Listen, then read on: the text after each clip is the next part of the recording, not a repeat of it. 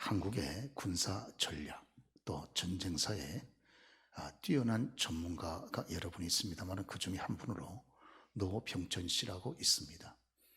이분은 육군사관학교에서 공부를 하는 동안에 자기보다 2년 후배였던 박지만 군을 가까이 곁에서 돌보아 주었습니다.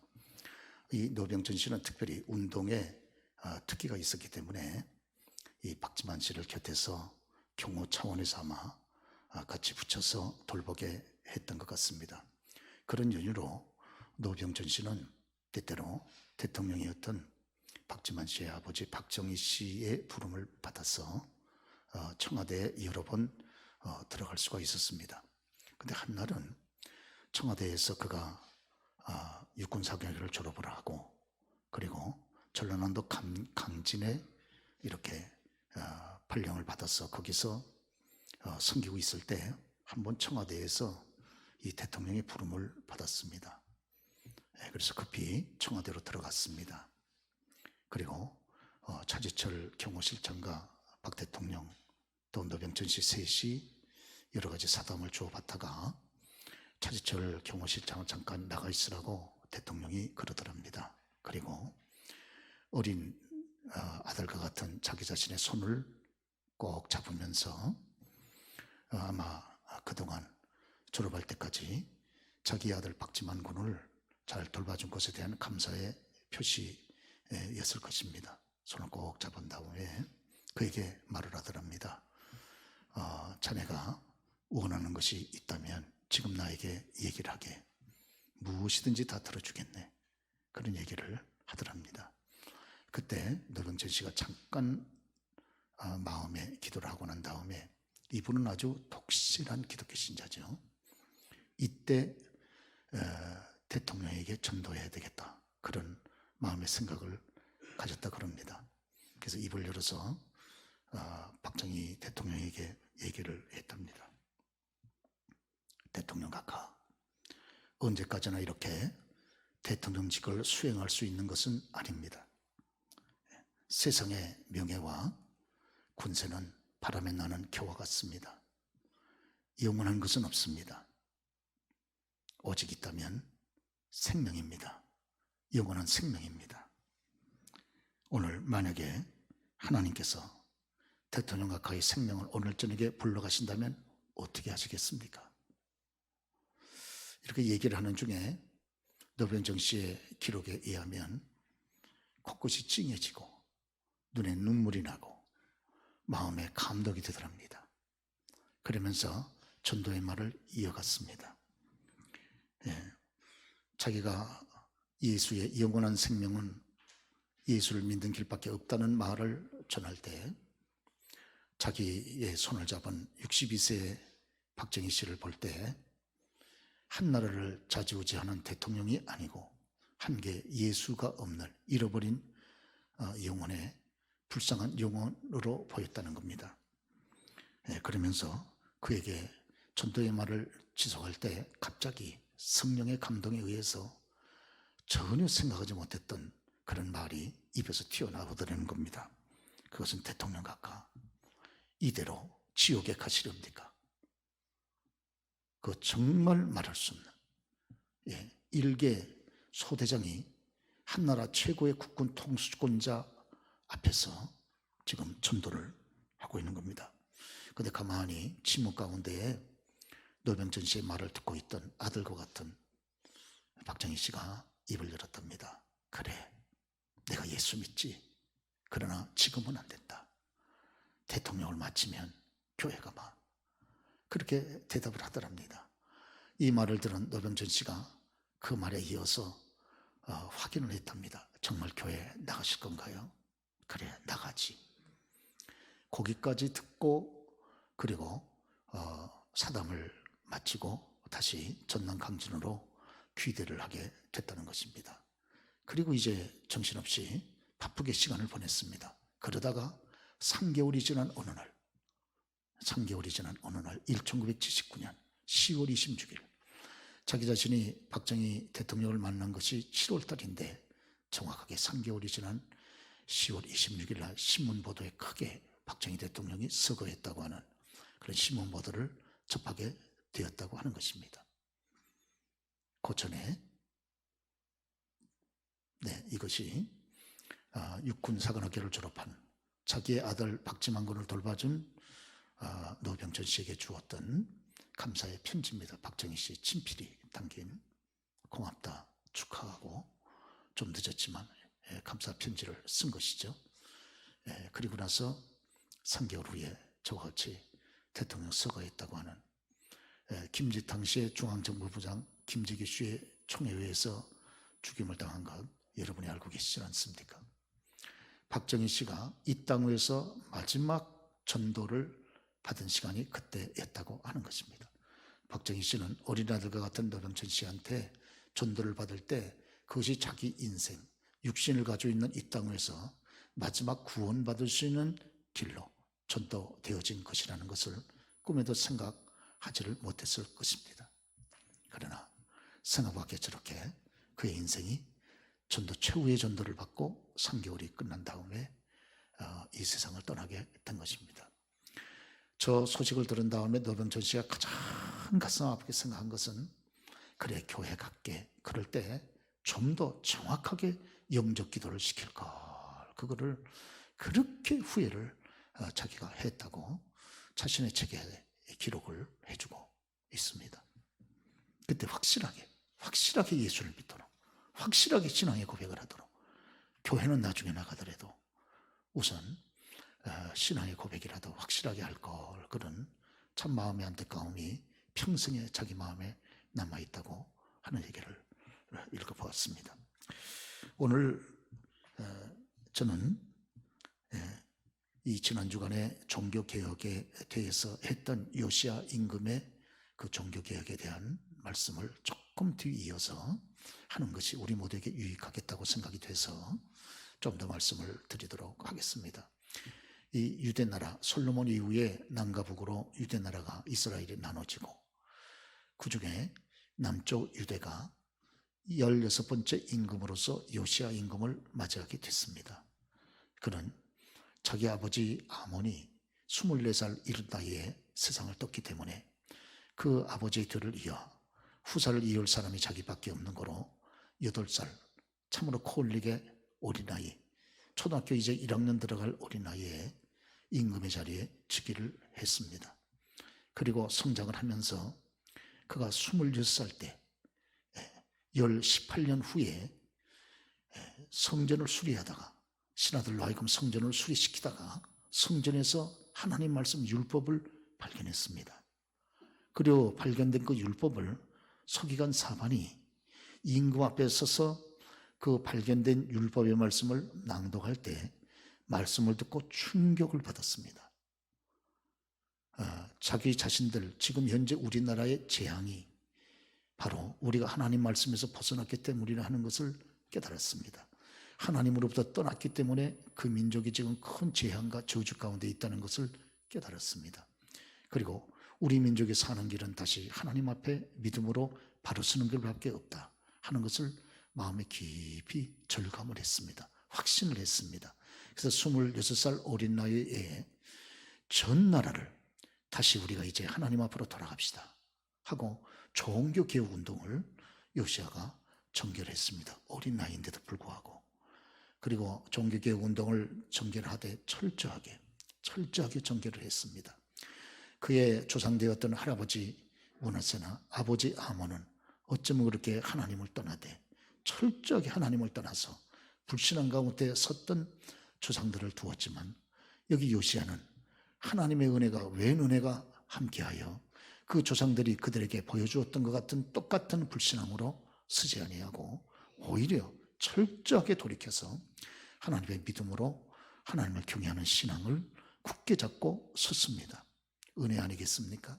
대개 아들들에게 있어서 아버지는 우상과 같은 존재고 아버지의 늘 하는 모든 면들은 자식들에게, 특별히 아들들에게는 선행학습이 되고 그렇게 진리처럼 받아들인 것이 쉬운 것인데 그 아버지 아몬이 철저하게 불신앙으로 살 때 그 아버지의 모든 행동을 진리처럼 받아서 여기 요시야도 불신앙으로 하나님을 대적하는 이런 삶을 살아가야 정상적인데도 불구하고 오늘 요시야는 자기 아버지처럼 불신앙으로 그렇게 하나님을 대적하지를 않았습니다. 은혜죠. 은혜입니다. 일찍 어린 시절에 그렇게 임금이 됐지만 26살에 하나님 말씀을 들을 수 있는 그런 참 축복된 시간을 가졌습니다. 거기서 충격을 받았습니다. 마음의 변화를 일으켰습니다. 그리고 우리가 사는 길은 하나님 앞에 다시 돌아가는 길밖에 없다는 것을 다시 한번 깊이 깨닫게 됐습니다. 그래서 철저하게 종교개혁을 한 것이죠. 어느 한 도시, 한 부분만 한 것이 아니고 그가 거하고 있는 수도 예루살렘만 개혁을 한 것이 아니고 저 밑에 남쪽 시므온 지파가 거하는 최남단으로부터 시작해서 납달리 지파가 거하고 있는 최북단까지 철저하게 전국도적으로 전 영역에 걸쳐서 종교개혁을 단행을 했습니다. 우상은 모두가 다 때려부수고 나무로 조각했다든지 노수로 만든 것이든지 전부 때려부수고 박살을 내버리고 그리고 우상을 섬겼던 모든 기명들은 다 깨트려서 내던져 갖다 던져버리고 우상 숭배를 앞에서 집도하고 주장했던 제사장들은 살아있는 자는 죽이고 죽은 자는 그 뼈라도 끄집어내가지고 불태워가지고 다 우상 제단 위에다가 뿌려버리고 그리고 성전 맞죠? 그의 조상들이 우상을 숭배하느라고 성전을 방치하고 성전 안에다까지 우상을 갖다가 세워놓고 섬기던 모든 것들은 깨끗이 다 청소를 해버리고 방치하면서 허물어져 있던 모든 성전은 다시 개축을 하고 이러면서 대대적인 아주 철저한 개혁운동을 26살 어린 나이에 시행을 하게 됐습니다. 놀라운 일이죠. 그런데 우리가 오늘 본문 성경에 함께 읽어보게 되면 이 요시야의 개혁운동이 좀 더 오랫동안 지속이 됐으면 얼마나 좋을 뻔했습니까? 사실 요시야 같은 이렇게 하나님을 경외하는 경건한 믿음의 사람은 좀 오래 장수해야 되잖아요. 그런데 아쉽게도 요시야는 일찍 죽었습니다. 특별히 애굽에 있는 당시에 세계적인 대제국이었던 애굽의 바로 느고라고 하는 임금이 저쪽 동쪽에 있는 아수르 제국 많이 들어보셨죠? 아수르 제국이 그 당시에 지느해와 같이 점점 세력이 약화되고 있었습니다.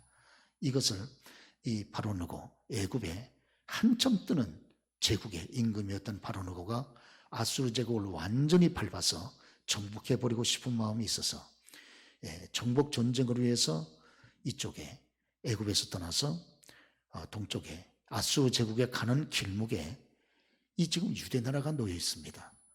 유대를 통과해서 그쪽으로 가야 되기 때문에 통과하고 가려고 하는 이 바로 느고를 요시야가 나가서 제지하다가 그것을 가로막고 있다 그만 이 상대가 안 되는 그런 엄청난 전력의 애굽의 바로 느고의 군사와 요시야의 군사가 붙어가지고 전쟁하는 중에 실패하고 패배하고 또 그 통에 요시야까지 그만 죽고 말았습니다. 그리고 요시야가 죽으면서 그가 그렇게 생명 바쳐 일구었던 종교개혁도 함께 막을 내리게 된 겁니다. 스탑하게 된 거죠. 만약에 이때 요시야가 좀 더 살아서 강력한 종교개혁을 추진하면서 전 국민들로 하여금 하나님 앞에 돌아오게 했더라면 신앙이 다시 회복이 되어졌더라 그러면 하나님의 놀라운 축복이 유대나라에 임하게 되어졌을 것이고 하나님의 놀라운 축복과 번영이 그 나라에 임하게 되었을 것인데 요시야의 죽음과 함께 종교개혁도 막을 내리고 종교개혁이 끝나면서 하나님의 그런 긍휼과 은혜가 그 민족에게서 떠나버리고 말았던 안타까운 기록을 우리가 성경에서 읽습니다. 그런데 참 더 놀라운 사실은 이 요시야는 아들이 넷이 있었습니다. 그런데 이 네 아들 가운데 요시야 사후에 세 아들이 요시야의 뒤를 이어 임금이 됐습니다. 막내 아들, 그 다음에 둘째, 셋째 이렇게 첫째만 빼놓고 막내 아들과 둘째, 셋째, 넷째 아들이 다 아버지의 뒤를 이어서 임금이 됐습니다. 그런데 놀라운 사실은 성경에 보면 이 세 아들들이 다 어쩌면 자기 아버지의 그 거룩한 하나님 경외의 정신은 하나도 이어받지 못하고 360도 철저하게 이 우상을 숭배하는 하나님을 대적하는 불신앙의 임금으로 서서 그렇게 아버지가 일궈 놓았던 위대한 종교개혁의 신앙의 모든 업적들을 다 깡그리 무너뜨려버리고 하나님을 대적하는 그런 행위를 가졌다. 우리 성경이 그렇게 말씀하고 있습니다. 그 중에 특별히 둘째 아들인 여호야긴 같은 경우는 얼마나 악한지 수도 예루살렘, 본인이 거하며 한 나라를 통치하는 수도 예루살렘에서 한쪽 끝에서 또 한쪽 끝까지 자기 마음에 맞지 않는 모든 죄 없는 무죄한 백성들을 얼마나 많이 죽였는지 칼로 그 피가 강처럼 흘렀다. 성경이 그렇게 얘기를 하고 있습니다. 그래서 오늘 본문 24장 4절에 보면 저가 무죄한 자의 피를 흘려 그 피로 예루살렘에 가득하게 하였습니다. 여호와께서 사하시기를 즐겨하지 아니하시니라 그랬습니다. 얼마나 많은 사람을 죽였으면 예루살렘에 무죄한 자의 피가 가득했다는 겁니다. 하나님을 참으로 두려워하지 않으니까 사람의 생명을 귀하게 여기지를 않는 거죠. 그래서 자기 자신의 이 독재의 통치에 저항하는 사람이면 갖다 무조건 다 칼날로 그들의 생명을 죽이니까 피가 가득하게 되었더라. 이렇게 말을 하고 있는 것이 아닙니까? 그리고 당시에 선지자가 여러 명 선지자가 있었습니다. 정말 빛나는 그 악한 시대를 하나님의 은혜 가운데 다시 회복시켜 보려고 하나님이 선지자들을 여러 명을 보내셨는데 그 중에 대표적인 선지자가 에레미야 선지자입니다. 에레미야 선지자가 참 하나님의 거룩한 말씀을 받아서 옛날에는 다 이 두루마기에다가 하나님 말씀을 받아 기록하지 않았습니까?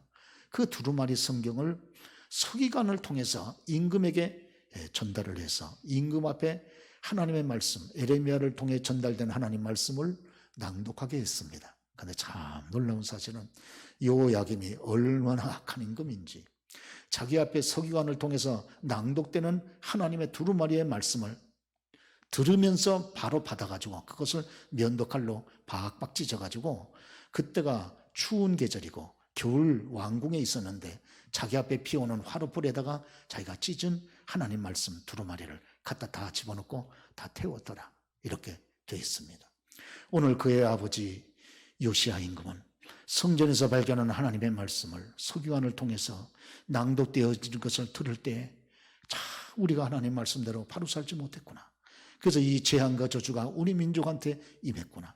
그래서 하나님이 우리 민족을 떠남으로 인해서 우리에게 이런 큰 혼란과 고통이 임했구나 하는 것을 깨닫고 겸손하게 자기의 옷을 찢으면서 비통하게 생각하면서 겸손하게 하나님을 바라보고 회개하고 종교개혁 운동을 일으켰음에도 불구하고 그런 모습을 그의 아들로서 자기들의 어린 시절이지만 분명히 자기들의 두 눈으로 보고 들었던 이 아들로서 이 하나님의 거룩한 말씀이 증거가 되어질 때 오히려 그 두루마리의 말씀을 칼로 다 박박 찢어가지고 자기 앞에 따뜻하게 불을 쬐는 화롯불에다 갖다 태워버리고 우리 성경에 보니까 하나님을 두려워하지도 그렇게 하나님을 여러분 이렇게 하지도 아니했다. 그 옷을 찢지도 아니했다. 이렇게 기록이 되어 있는 것입니다. 에레미야 31장 23절 말씀 보면 여후디가 선호 쪽을 낭독하면 왕이 면도칼로 그것을 연하여 베어 화롯불에 던져서 온 두루마리를 태웠더라. 왕과 그 신하들이 이 모든 말을 듣고도 두려워하거나 그 옷을 찢지 아니하였고 이렇게 기록이 성경 본문에 되어 있습니다. 그러니까 결국은 하나님의 극렬한 타오르는 분노의 대상이 되고 결국은 망하게 되지는 않습니까? 이런 불신앙 가운데 섰던 요시야의 후대의 4대 통치는 결국 23년 만에 끝나고 요시야가 사후에 23년 만에 동쪽에서 일어난 신흥 바벨론 제국에 의해서 이 나라는 완전히 멸망이 되어버리고 마른 것입니다. 마지막에 하나님께서 멸망 직전에 요시야라고 하는 믿음의 임금을 세워서 그 나라에게 마지막 긍휼을 베푸시고 마지막 은혜를 베푸시고 마지막 살 길을 말씀을 통해 제공했지만 요시야 사후에 그의 후손들은 아버지의 살 길의 위대한 신앙을 내던져 버림으로 말미암아 그들 스스로 저주의 길을 자초하고 재앙의 길을 자초하여 결국 나라는 유대라고 하는 나라는 완전히 역사 속에 사라져버리고 말게 된 것입니다. 오늘 사랑하는 교회 여러분, 어떻게 그 아버지는 이렇게 철저하게 하나님밖에 모르는 하나님을 섬기는 걸 생명으로 알고 소망으로 알고 삶의 존재의 의미로 알고 하나님을 섬겼던 요시야 임금 같은 이 경건하고 위대한 믿음의 임금 밑에 이렇게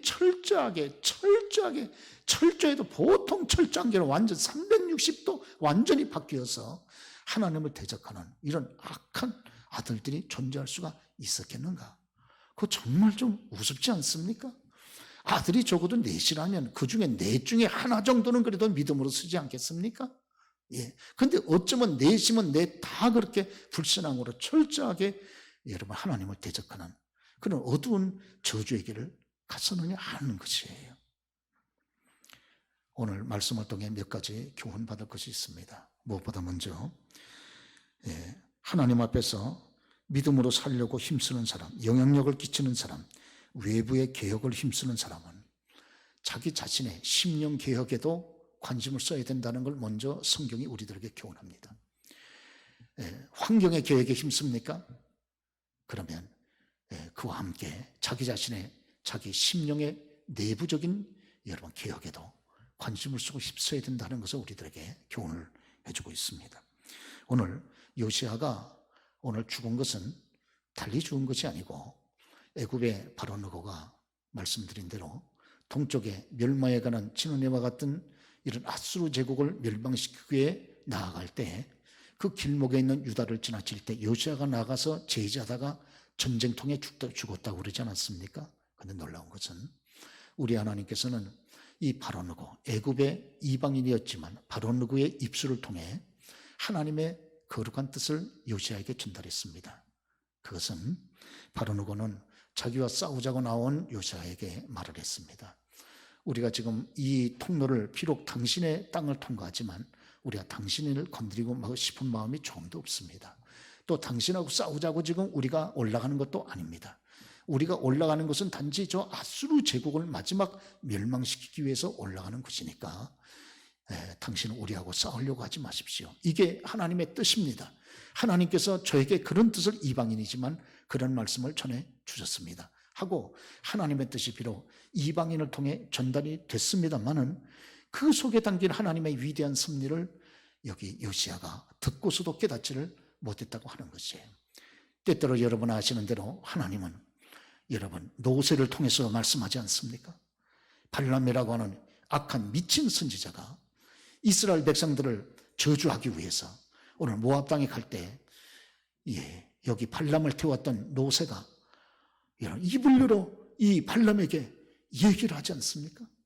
당신이 미친 짓이라고 그것을 말하지 않습니까? 때를 따라 말 못하는 미생물, 미물의 짐승을 통해서도 하나님의 거룩한 뜻이 전달될 수 있었을진데 오늘 하나님께서는 애굽의 바로 느고를 통해서 정말 하나님을 경외하는 믿음의 사람에게 하나님의 거룩한 뜻을 전달을 했는데 참 이 요시야가 너무 외부의 개혁, 환경의 개혁에 전력을 다하다 보니까 그 개혁이 한 도시의 개혁으로만 만족시킨 것이 아니고 저 남쪽에서부터 저 북쪽에 이르기까지 그 전국도 전 영역에 걸쳐서 젊은 시절에 이 엄청난 개혁 사역을 진행시키다 보니까 참으로 안타깝게 이 개혁을 배후에서 여러분 축복하시고 기뻐하셨던 거룩한 하나님과의 영적인 교제 시간을 제대로 갖지 못했다고 하는 것입니다.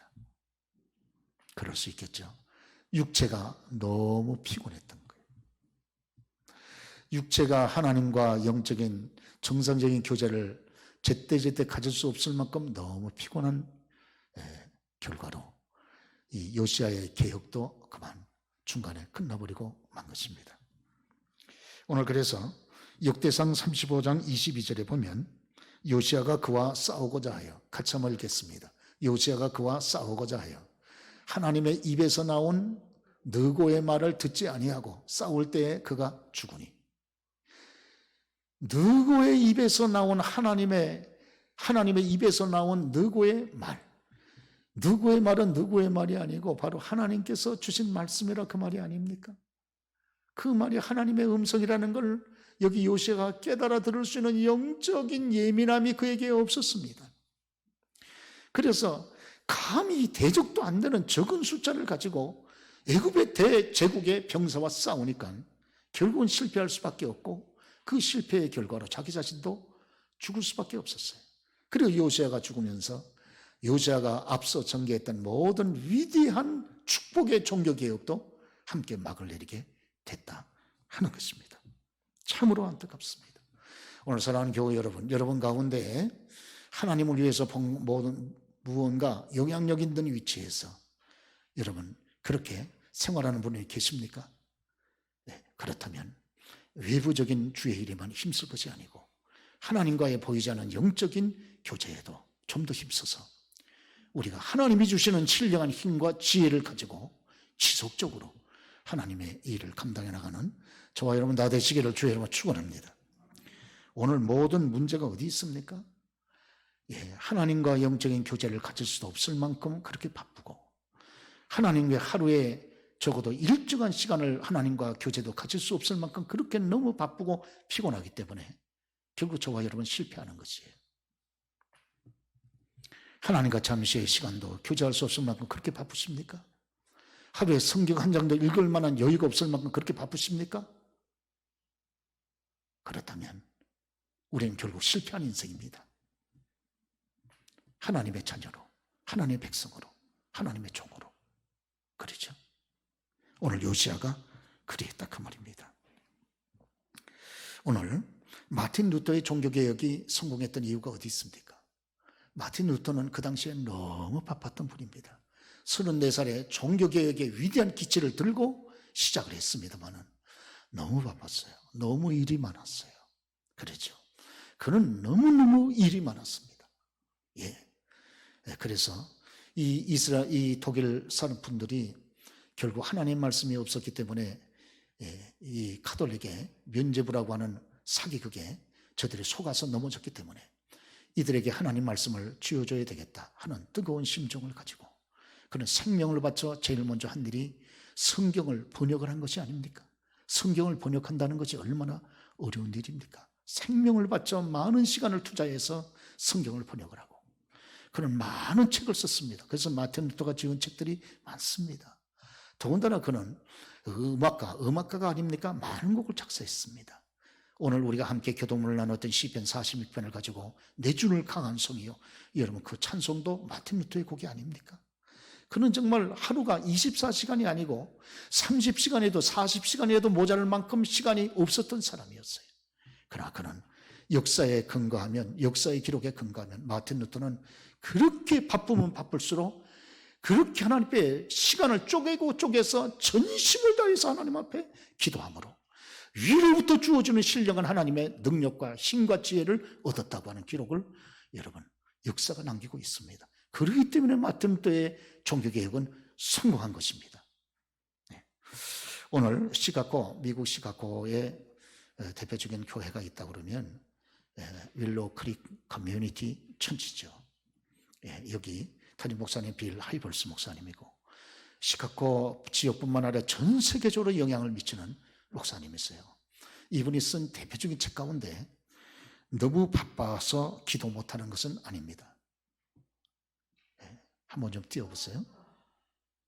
너무 바빠서 기도 못하는 것은 아닙니다. 그분은 미국 최대의 교회를 섬기면서도 그렇게 바쁜 중에서도 많은 기도를 하나님께 투자하면서 하나님과 영적 교제를 전력을 다해서 결국은 쓰임받는 종으로 끝까지 남는 하나님의 종이 됐습니다. 여러분 아신 대로 우리 예수님께서 이 땅에 계시는 동안 얼마나 바쁘셨습니까? 공생의 사역 동안 얼마나 바쁘셨습니까? 그러시죠. 마가복음 1장에 보면 예수님의 하루의 사역을 세밀하게 기록을 해놓고 있지 않습니까? 주님이야말로 정말 하루 24시간이 아니고 34시간이라도 부족할 만큼 그렇게 바쁘셨던 분이 아닙니까? 우리 예수님이 얼마나 바쁘시고 얼마나 피곤하셨으면 그렇게 풍랑이는 이 갈릴리 호숫가 여러분 뱃속에서도 뒤에 고무를 베고 깊이 주무셨겠습니까? 얼마나 바쁘셨으면 얼마나 피곤하셨으면 그것도 젊으신 30대 초반의 예수님께서 얼마나 바쁘셨으면 그러나 여러분 아신 대로 우리 예수님께서는 그렇게 바빴기 때문에 새벽 미매이면 일어나셔서 한적한 곳에 가셔서 오랫동안 기도하셨습니다. 그리고 무슨 일이든지 마치게 되면 바로 산으로 들어가셔서 밤이 맞도록 깊이 기도하셨습니다. 그러셨죠. 그리고 우리 예수님께서는 겟세마네 동산에 가서 기도하실 때 예수님께서 마지막 십자가를 앞에 놓고 겟세마네 동산에 가서 기도하실 때 그 기록을 뭐라 그러십니까? 우리 주님의 습관을 쫓아 겟세마네 동산에 가서 기도하셨다고 말씀하지 않습니까? 주님은 기도를 하시는 것이 습관이었습니다. 자연스럽게 눈 뜨면 가서 기도하는 게 습관이었었습니다. 억지 춘약으로 애를 쓰고 노력해야 이루어지는 일이 아니고, 너무 그렇게 하다 보니까 오랫동안 그렇게 했던 일들 습관이 돼서 자연스럽게 그렇게 또 기도하고 기도하심으로 하나님의 아들, 친히 하나님이신 그 예수님께서도 이 땅에 인간의 몸을 입고 이 땅에 계실 동안에는 위로부터 하나님으로부터 주어지는 그 위대한 능력을 덧입고서야 여러분 하나님의 위대한 거룩한 뜻을 감당하시고 마지막 십자가 위에서 돌아가실 때에도, 저와 여러분의 죄를 담당하여 돌아가실 때에도 마지막 십자가 위에서도 기도하시면서 돌아가시지 않으셨습니까? 사랑하는 교회 여러분, 오늘 우리는 여기 요시야가 그렇게 위대한 하나님의 종인데, 그렇게 위대한 하나님의 사회 역사를 정말 그렇게 하나님의 마음을 시원하게 하고 충성스럽게 하나님의 일을 했던 주의 종임에도 불구하고 그가 왜 여러분 그 위대한 종교개혁에 성공하지 못했습니까? 그것은 외부적인 환경의 개혁에는 성공했을지 몰라도 하나님과의 자기 심령의 개혁, 하나님과의 거룩한 영적 교제에는 실패했기 때문에 이 위대한 개혁이 결국은 실패로 끝날 수밖에 없었다 하는 것을 우리가 절대적으로 기억할 필요가 있습니다. 여러분 기도하십니까? 하나님 말씀을 가까이 하십니까?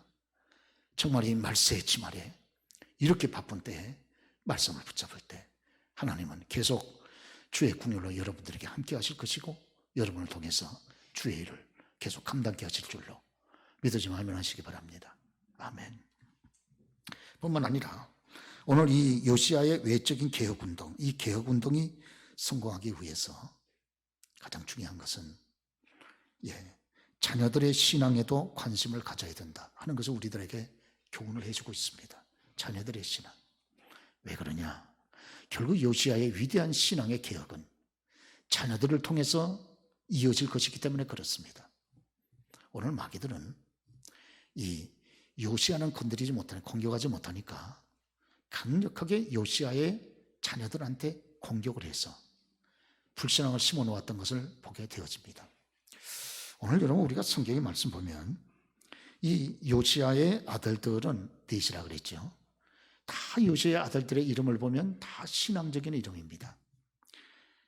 그래서 이 첫째 아들의 이름은 여호아하스, 여호와가 붙으신다. 둘째 아들의 이름은 여호야김, 여호와께서 세우신다. 셋째 아들의 이름은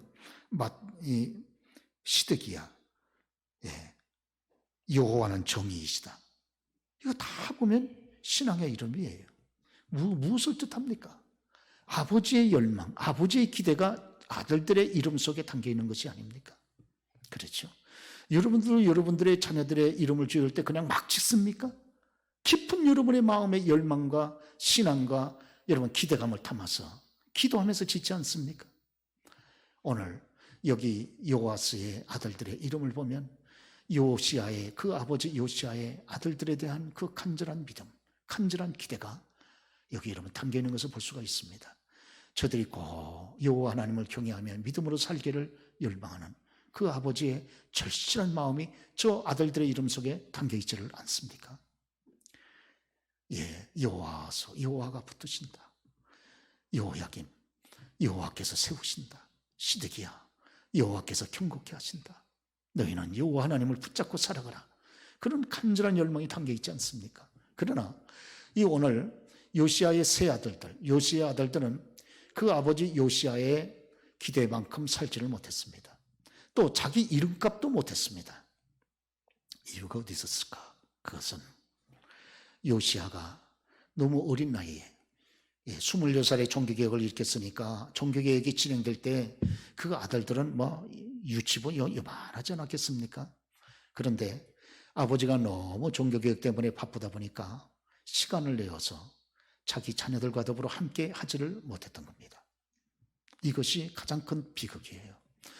오늘 부모가 자녀들과 함께하는 게 얼마나 큰 축복입니까? 그러나 자녀들도 부모가 자녀들과 함께해도 머리가 큰 자녀들에게는 의미가 없습니다. 오히려 머리가 크고 나이가 든 자녀들은 부모가 같이 하려고 하면 자녀들이 오히려 귀찮게 생각하죠. 친구들이 더 가깝지. 그러나 어린 자녀들에게 있어서는 그 부모가 함께한다는 것이 어린 자녀들에게 얼마나 큰 축복입니까? 어린 자녀들에게 줄 수 있는 최고의 선물이 무엇입니까?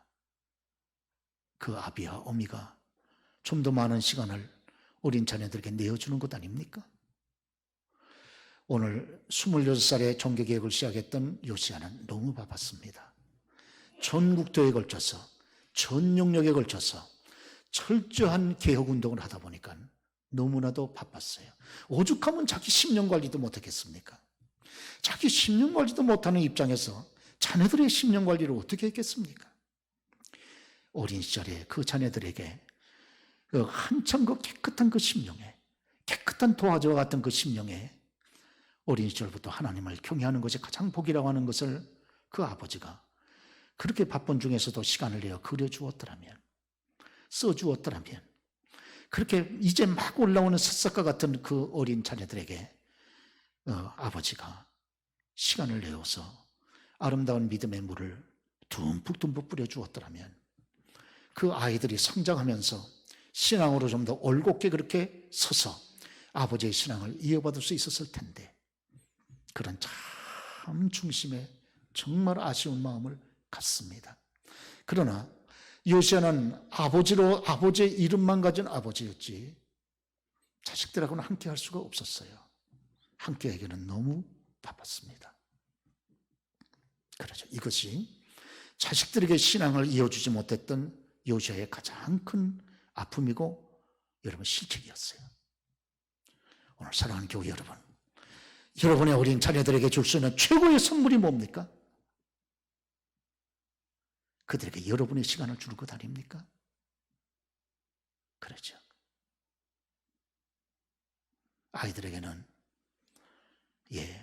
돈보다도 또 좋은 음식보다 좋은 여건보다 그들과 더불어 함께 시간을 내주어 함께하는 부모의 따뜻한 사랑이 더 귀한 선물인데 오늘 요시야가 그걸 내주지를 못했던 거예요. 그리고 아이들은 훌쩍 커버린 거예요. 아버지의 신앙과는 전혀 관계없이 자녀들은 커버린 겁니다. 그리고 이런 사달이 나게 된 거예요. 그리고 우리가 여기 성경 보면 오늘 요시야의 개혁신앙의 실패에서 우리가 참 가슴 아프게 생각하는 것 가운데 하나는 개혁에 성공하려고 그러면 가정이 건강해야 되고 특별히 부부관계가 건강해야 된다는 걸 우리에게 절실하게 보여줍니다.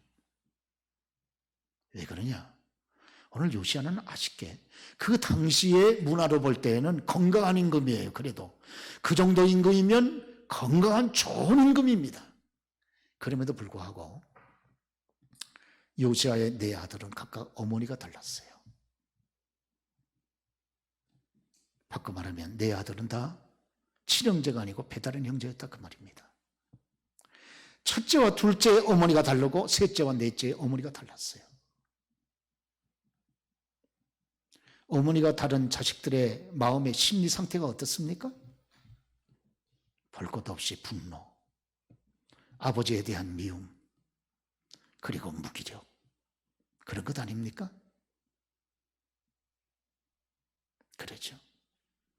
아버지에 대한 그 분노와 미움이 아버지가 가졌던 신앙까지도 미워하게 됐던 겁니다.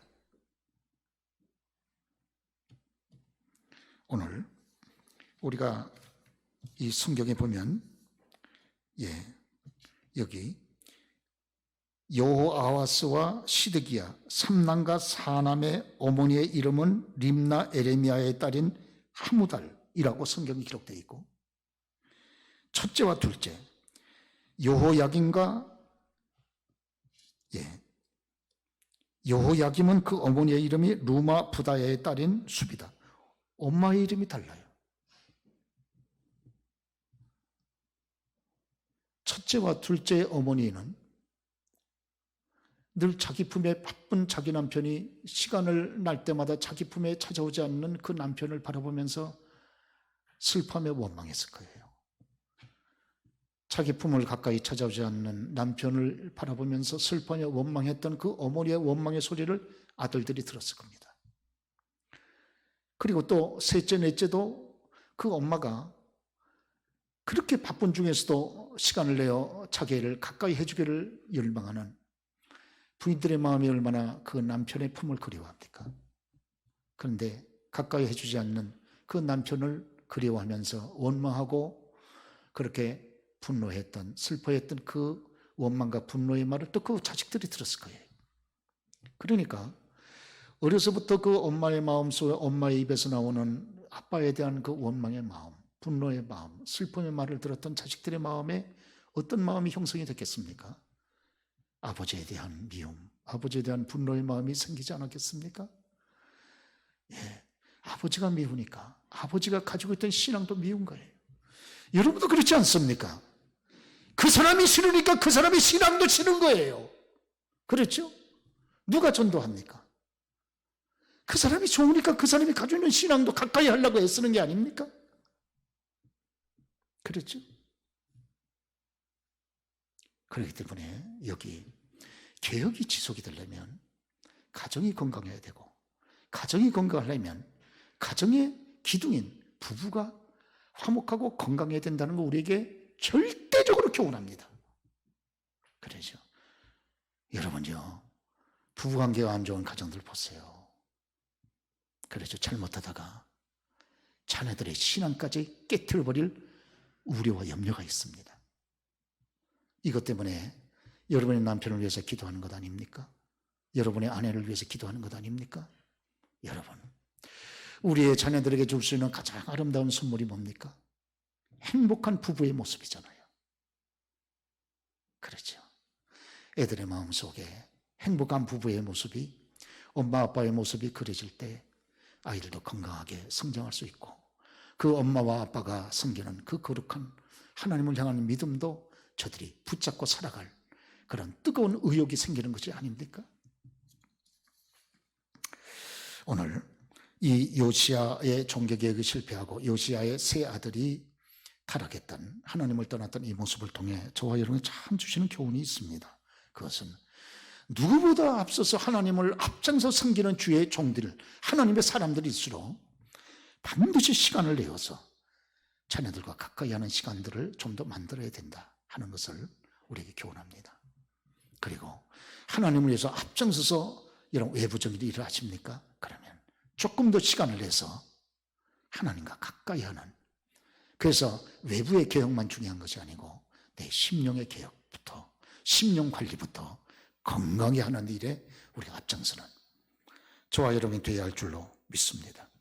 오늘 마틴 루터의 종교개혁에 성공할 수 있었던 이유가 어디 있습니까? 그것은 마틴 루터와 동시대에 같이 살았던 쯔빙글리가 마틴 루터의 종교개혁 정신을 이어받고, 그리고 마틴 루터보다 30년 후에 이 땅 위에 계셨던 칼빈 선생이 마틴 루터의 종교개혁을 이어받았기 때문에 결국 종교개혁이 성공했고, 오늘날 같은 이 위대한 개혁교회가 이 땅 위에 이렇게 존재하게 되는 것이 아니겠습니까? 반면 요시야는 종교개혁에 애를 썼지만 실패했어요. 왜? 요시야의 위대한 종교개혁의 정신을 그의 후손들이 이어받지를 못했기 때문에 그렇습니다. 그렇지 않습니까? 오늘 결국 이 요시야의 위대한 종교개혁의 정신을 이어받지 못하게 되어졌을 때 결국은 그 나라는 요시야 사후에 23년 만에 나라는 망하고 맙니다. 그렇죠? 오늘 하나님을 경외하는 믿음을 가지고 살아가는 저와 여러분 당사자도 굉장히 중요하지만 하나님을 경외하는 믿음의 후손을 잘 세운다고 하는 것, 이것은 개인도 살고 나라도 살고 하나님의 위대한 뜻을 이 땅에 이루는 지름길이 된다 하는 것을 우리 모두가 기억하는 복된 아침이 되시기를 주의 이름으로 축원합니다.